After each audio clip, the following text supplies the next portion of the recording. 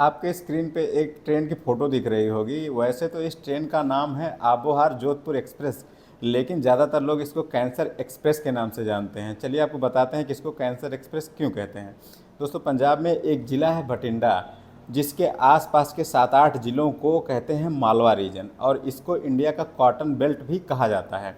दोस्तों, इसको इंडिया का कॉटन बेल्ट कहने के साथ साथ इस समय इसको इंडिया का कैंसर बेल्ट भी कहा जाता है। इसका सबसे बड़ा कारण ये है कि पूरे इंडिया में अगर आबादी के हिसाब से कैंसर की परसेंटेज देखी जाए तो सबसे ज़्यादा कैंसर के रोगी इसी रीजन में मौजूद हैं।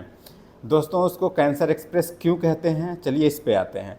दोस्तों, ये ट्रेन जो है हर दिन रात को 9 बजे बठिंडा जंक्शन पे पहुंचती है, और वहां से इस ट्रेन में पूरी भीड़ जो है लोगों की आ जाती है, जिसमें से 70% से ज़्यादा कैंसर रोगी होते हैं, जो कि बठिंडा जंक्शन से यात्रा करते हैं बीकानेर की। बीकानेर में एक जो है हॉस्पिटल है, बड़ा हॉस्पिटल है, उसके अंदर एक कैंसर के लिए अलग से संस्थान है जिसको आचार्य तुलसी रीजनल कैंसर इंस्टीट्यूट कहते हैं। वहाँ जाने के लिए लोग इसमें सवार होते हैं, या यूँ कहिए कैंसर पेशेंट इसमें सवार होते हैं, इसलिए इस ट्रेन का नाम पड़ गया है कैंसर एक्सप्रेस।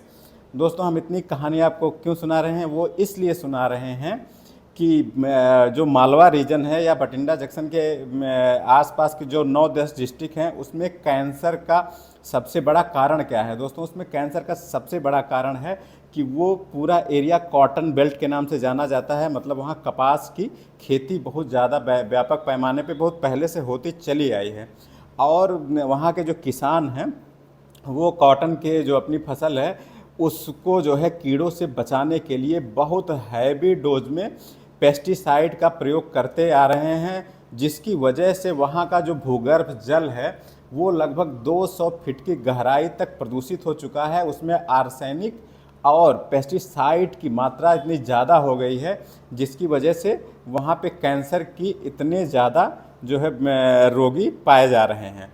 दोस्तों, यही हाल इस समय जो है पूर्वी उत्तर प्रदेश, बिहार, झारखंड और पश्चिम बंगाल का भी है।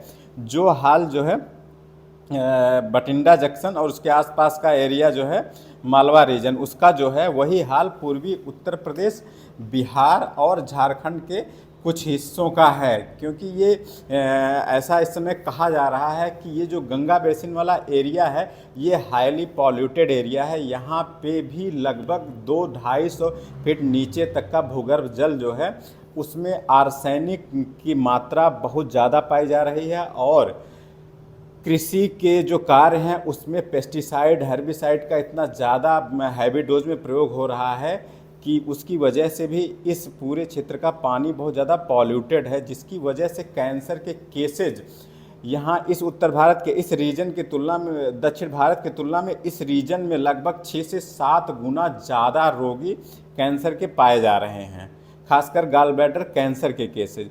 तो दोस्तों, ये रीजन भी धीरे धीरे इंडिया का जो है कैंसर बेल्ट बनता जा रहा है। अभी इस पे गवर्नमेंट का कोई सटीक आंकड़ा नहीं आया है, लेकिन आने वाले 1-2 सालों में इस पे गवर्नमेंट का कोई सटीक आंकड़ा आएगा तो मैं आपको एकदम जो इसका रियल स्टेटिक्स है वो बताऊंगा। लेकिन अभी इस समय आप लोग खुद ही महसूस कर रहे होंगे कि उत्तर प्रदेश में कैंसर के केसेस, खासकर गॉल ब्लैडर और पेट के कैंसर के केसेस बहुत ज़्यादा मात्रा में बढ़ रहे हैं तेज़ी से। इसका सबसे बड़ा कारण है कि यहाँ का भूगर्भ जल का प्रदूषण, और ख़ास करके यहाँ के जो पेट के कैंसर के रोगी आ रहे हैं वो मोस्टली लास्ट स्टेज में ही डायग्नोस हो रहे हैं, क्योंकि हमारे यहाँ लोगों में नियमित स्क्रीनिंग या हेल्थ चेकअप जैसी किसी प्रथा का प्रचलन है नहीं, या लोग इसको मानते ही नहीं कि हम कभी बीमार होने वाले हैं। इसलिए वो डॉक्टर के पास जब समस्या आती है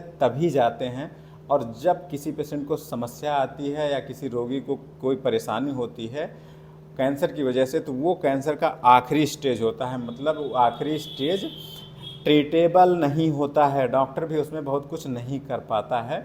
इसलिए हमारे यहाँ जो है पेट के कैंसर से मृत्यु दर बहुत ज़्यादा है। तो दोस्तों, हम आपसे यही कहेंगे कि आप जो है इस खतरनाक माहौल में नियमित हेल्थ स्क्रीनिंग के लिए जाएं, ताकि अगर आपको कहीं कोई अबनॉर्मलिटी डेवलप हो रही है तो आप उसको प्राथमिक अवस्था में पहचान पाएँ, ताकि समय रहते उसका इलाज हो पाए।